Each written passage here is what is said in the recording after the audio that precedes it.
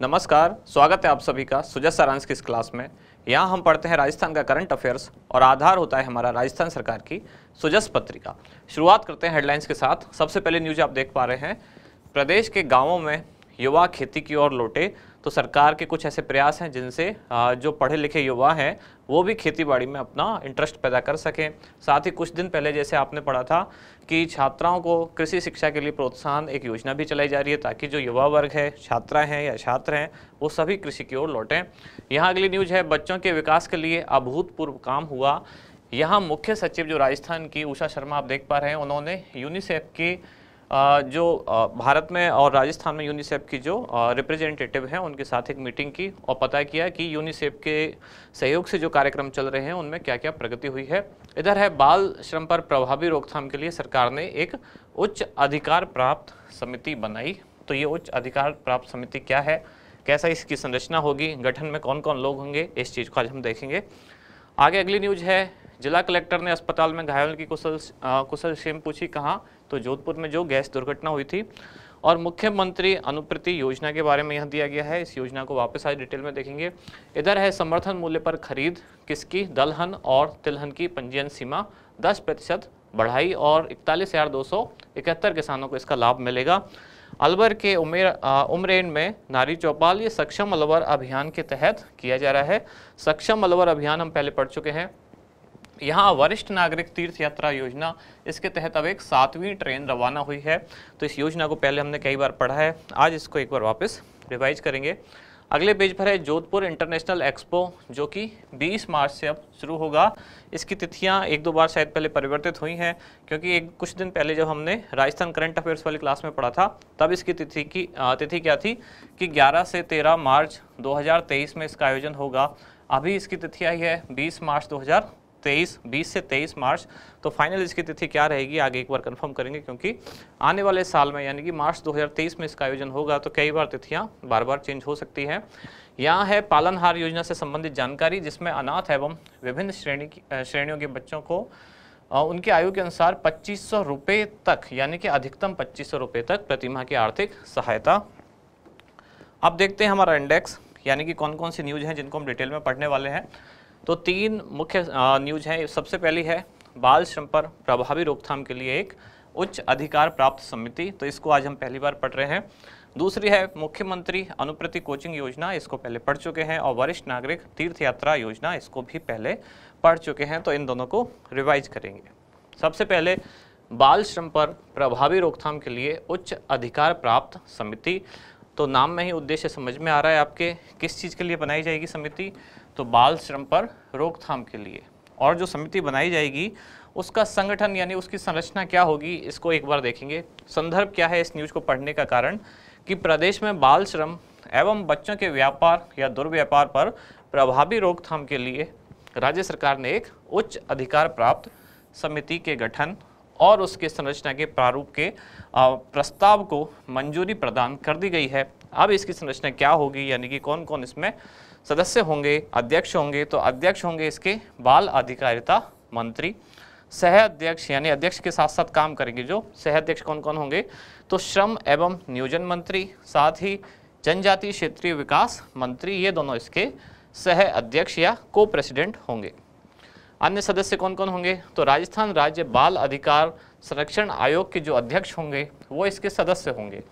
अतिरिक्त मुख्य सचिव या फिर प्रमुख सचिव कौन से विभाग के, गृह विभाग के, वो भी इसमें सदस्य होंगे। प्रमुख सचिव जनजातीय क्षेत्रीय विकास, ये इसके सदस्य होंगे। सचिव कौन से, श्रम एवं नियोजन विभाग, ये इसके सदस्य होंगे। और सामाजिक न्याय एवं अधिकारिता विभाग और बाल अधिकारिता विभाग, इनके भी जो सचिव होंगे वो इसके सदस्य होंगे। साथ ही पुलिस विभाग से अतिरिक्त पुलिस महानिदेशक यानी कि ADG, additional director general of police, ADGP, ये भी इस समिति के सदस्यों में शामिल होंगे। एक खास बात यह है कि अन्य विशेषज्ञ भी इसमें शामिल होंगे, जिनकी संख्या कितनी होगी, ऐसे 4 व्यक्ति होंगे जो विभिन्न क्षेत्रों के विशेषज्ञ होंगे, उनको मनोनीत किया जाएगा। अब आगे बढ़ते हैं अगली न्यूज की तरफ। अगली न्यूज है, मुख्यमंत्री अनुप्रति कोचिंग योजना कब शुरू की गई, तो वर्ष 2021-22 में कौन सा विभाग इसे संचालित करता है? तो सामाजिक न्याय एवं अधिकारिता विभाग, राजस्थान सरकार। उद्देश्य क्या है? तो विभिन्न प्रोफेशनल कोर्स और नौकरियों के लिए आयोजित होने वाली प्रतियोगी परीक्षाओं की तैयारी के लिए क्या कराना? कोचिंग कराने हेतु एक वित्तीय सहायता प्रदान करना। लाभार्थी वर्ग कौन कौन से होंगे? तो यहाँ उनकी जानकारी दी गई है, जैसे कि SC ST OBC, विशेष पिछड़ा वर्ग, अल्पसंख्यक, आर्थिक पिछड़ा वर्ग तथा विशेष योग्यजन। और विशेष योग्यजन कौन से? जिनके परिवार की वार्षिक आय 8 लाख रुपए से कम, या फिर माता पिता राजकीय सेवा में हो लेकिन पे मैट्रिक्स लेवल जो उनका है वो 11 तक का वेतन प्राप्त कर रहे हों, उन्हीं को इसका लाभ प्राप्त होगा। अगली जानकारी की विशेषताएं क्या क्या हैं इस योजना की? तो वर्ष 2022-23 के लिए परीक्षावार व वर्गवार कितनी सीटें तय की गई? 15,000 सीटों का लक्ष्य निर्धारित किया गया। ये सीट भी इस बार बढ़ाई गई हैं। पहले इन सीटों की संख्या कितनी थी? 10,000, अब बढ़ाकर कितनी कर दी गई? 15,000। इन अभ्यर्थियों को सूचीबद्ध 51 कोचिंग संस्थानों में प्रवेश मिलेगा, यानी कि कितने कोचिंग में इनको एडमिशन कराया जाएगा? 51। दो चीज़ें आई निकल के। पहला तो इस साल के लिए सीट कितनी रखी गई? 15। और कितनी कोचिंग है जिनमें एडमिशन कराया जाएगा? तो राज्य में यानी कि प्रदेश की 51 कोचिंग में। चयनित अभ्यर्थी द्वारा 1 माह में संबंधित कोचिंग में उपस्थिति देना अनिवार्य होगा, अन्यथा अभ्यर्थी का चयन स्वतः निरस्त कर दिया जाएगा। तो सिंपल सी लाइन, आप एक ही बार पढ़ के इसको समझ सकते हैं, यानी कि इन 15,000 सीटों पर जिन अभ्यर्थियों का चयन किया गया है उन सभी को चयन वाले दिन के बाद से अगले 1 महीने तक उस कोचिंग में अपनी अटेंडेंस देना जरूरी है, वरना उनका जो एडमिशन है वो निरस्त कर दिया जाएगा।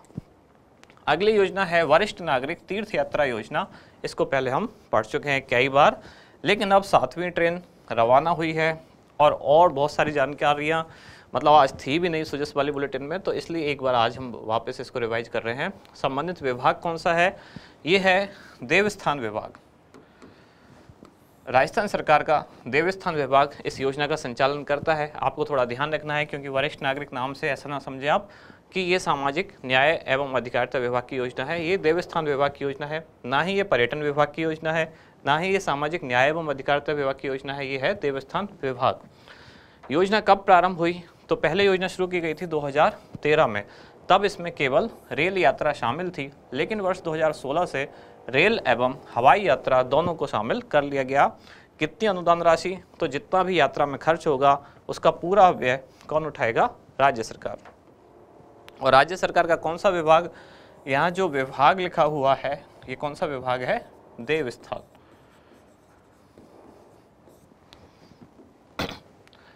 उद्देश्य क्या है?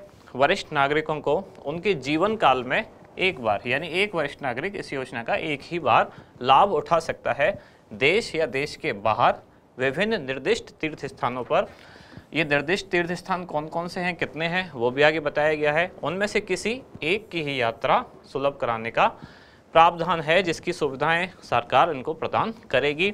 लाभार्थियों की सीमा यानी कि प्रतिवर्ष कितने जा सकते हैं? तो अधिकतम जा सकते हैं 20,000। इन 20,000 में से रेल मार्ग द्वारा कितने जाएंगे? 18,000। और वायु मार्ग द्वारा कितने जा सकते हैं? अधिकतम 2,000। ये वायुयान मार्ग से कब से प्रारंभ किया गया? ये प्रारंभ किया गया वर्ष 2016 से। और ये कब से शुरू किया गया? वर्ष 2013 से। शुरू में हमने देखा ही था।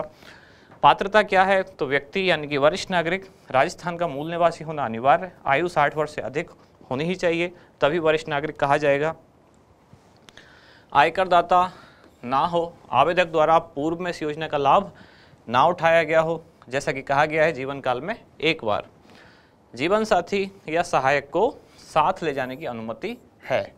ये एक स्पेशल पॉइंट है, क्योंकि जो साथ ले जाया जाएगा जीवन साथी या सहायती, उसके लिए आयु की सीमा में एक रिलैक्सेशन दिया गया है। जैसा कि सहायक को साथ ले जाने की सुविधा तभी प्राप्त होगी जब आवेदक की आयु कितनी हो? 70 वर्ष या अधिक हो। ये आयु पहले कितनी थी? 65 वर्ष थी।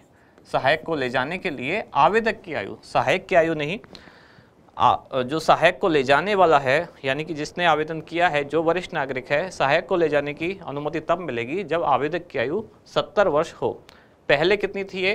65। तो अब इनको बढ़ा के कर दिया गया 70 वर्ष या अधिक है, और साथ ही उसने अकेले रेल यात्रा हेतु आवेदन किया है, तब वो अपने साथ सहायक ले जा सकते हैं।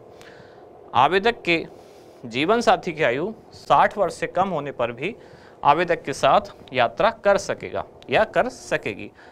यानी कि अगर जो आवेदक है पति पत्नी दोनों में से एक की आयु है 60 से अधिक और दूसरे की आयु है 60 से कम, तो 60 से कम वाला भी आवेदक के साथ यात्रा कर सकेगा। कौन कौन से तीर्थ स्थान है? तो रेल मार्ग द्वारा जो निर्धारित तीर्थ स्थान है उनकी सूची यहाँ दी गई है। रामेश्वरम, मदुरई, जगन्नाथपुरी, तिरुपति बालाजी, द्वारकापुरी, सोमनाथ, वैष्णो देवी अमृतसर, प्रयागराज वाराणसी, मथुरा वृंदावन, समेत शिखर पावापुरी, उज्जैन ओंकारेश्वर, गंगासागर कोलकाता, कामाख्या गुवाहाटी, हरिद्वार ऋषिकेश, बिहार शरीफ और वेलंकानी चर्च तमिलनाडु। ये समाप्त हुए कौन से? ये 14 स्थान है रेल यात्रा द्वारा। और हवाई जहाज द्वारा एकमात्र स्थान है वो कौन सा है?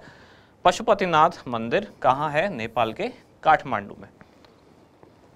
और लास्ट में हमारा अभ्यास प्रश्न, बाल श्रम पर प्रभावी रोकथाम हेतु बनाई जाने वाली उच्च अधिकार प्राप्त समिति के अध्यक्ष कौन होंगे? ऑप्शन है आपके बाल अधिकारिता मंत्री, सचिव बाल अधिकारिता विभाग, मुख्यमंत्री या फिर श्रम एवं नियोजन मंत्री।